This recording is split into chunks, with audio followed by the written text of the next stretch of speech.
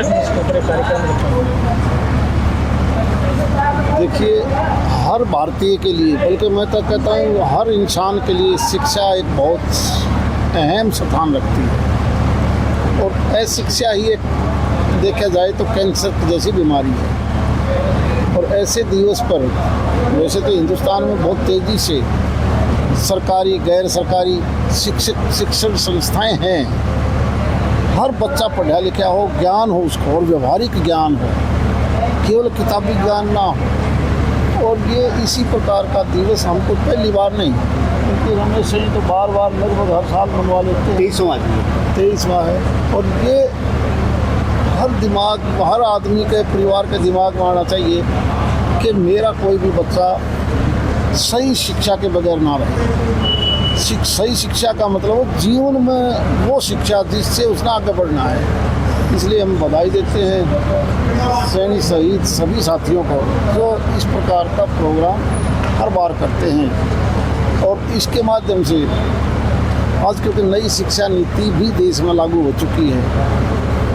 पुराने ढर्रे को हम छोड़ के हम बिल्कुल शिक्षा चाहे टेक्नीशियन की हो, प्रोफेशनल शिक्षा कोई भी हो, उस आधार पर जब तक नहीं चलेंगे, मैं मानता हूँ केवल कागजी बातों से अब काम चलने वाला नहीं।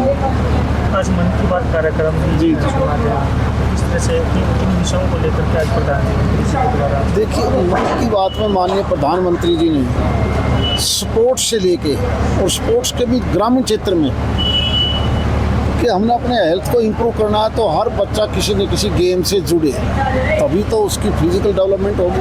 और जब फिजिकल ठीक होगा तो उसका दिमाग भी ठीक होगा।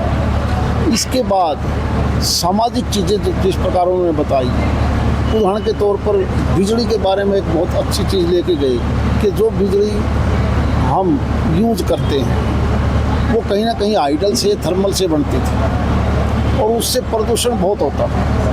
और जिस प्रकार का कार्य उन्होंने किया है, पानी का ट्यूबवेल से निकालने से लेकर छत के ऊपर सौर ऊर्जा से जो बिजली आज से 15 साल पहले 16 रुपये यूनिट में तैयार होती थी, वही आज 2.5-3 रुपये पर यूनिट में खर्च तैयार हो जाती है सोलर प्लेट से।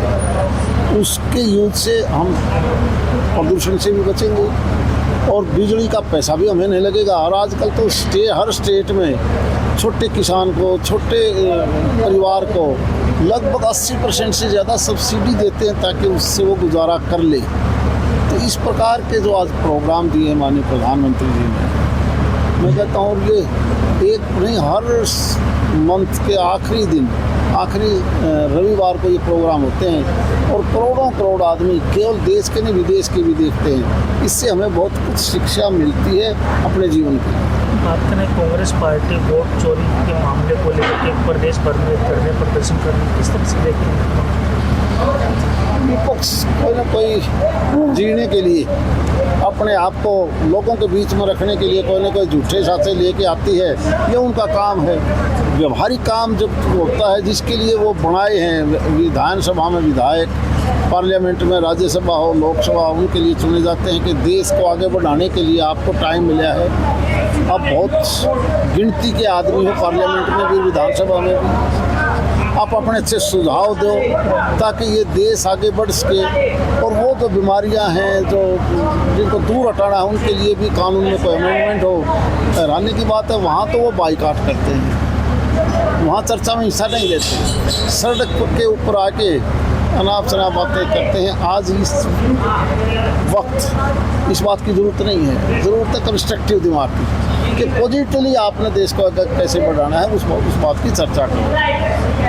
बेकार की चीज़ों का अब समय नहीं बचा। हर चीज़ आप, एक ज़माना था भीड़ हम इकट्ठी करते थे, लाखों की, हज़ारों की, ट्रैक्टर ट्रॉली में भर के जाते थे। आज तो मोबाइल पर, टीवी पर घर बैठे सारी बात सुन लेते हैं।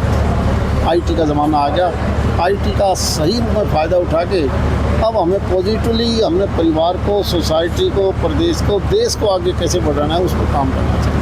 अभय सिंह चौटाला भी लगातार प्रदेश भर के दौरे पर हैं। बात करें तो उन्होंने आरोप लगाया कि प्रदेश में लगातार क्राइम बढ़ता जा रहा है। मुख्यमंत्री के द्वारा अब पुलिस को छूट दी गई है। 1 साल से क्या कर रहे थे, तमाम चीज़ों को ज़्यादा है? मैं तो ये बात के मान के चलता हूँ, जो कानून व्यवस्था है उसका संबंध कहीं ना कहीं जुड़ा हुआ है।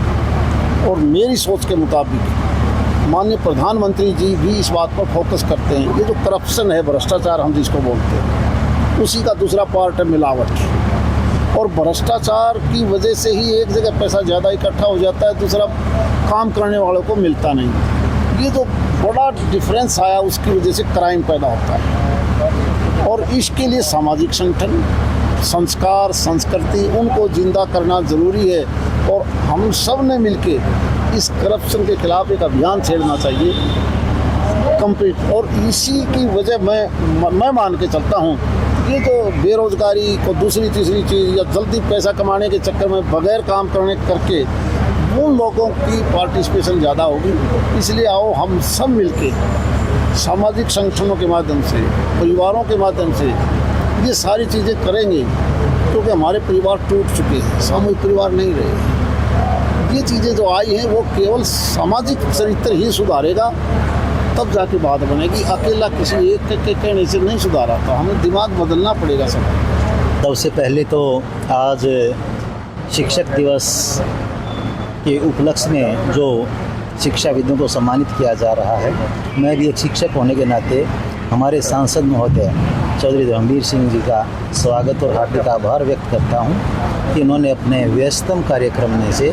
शिक्षकों के साथ कुछ समय निकालने और इनके इस सम्मान समारोह को और ज़्यादा चार चांद लगाने के लिए अपना समय निकाला। दूसरा, जैसे कि आपने अभी बताया, मैं भी एक शिक्षक होने के नाते बताना चाहूँगा कि हमारी संस्कृति में गुरु का यानी शिक्षक का महत्व इतना बड़ा है कि हमारे पूर्वजों ने, विद्वानों ने तो ये कहा है कि गुरु गोविंद दो खड़े काके लागू पाए, बलिहारी गुरु आपने जिन गोविंद दियो मिलाए।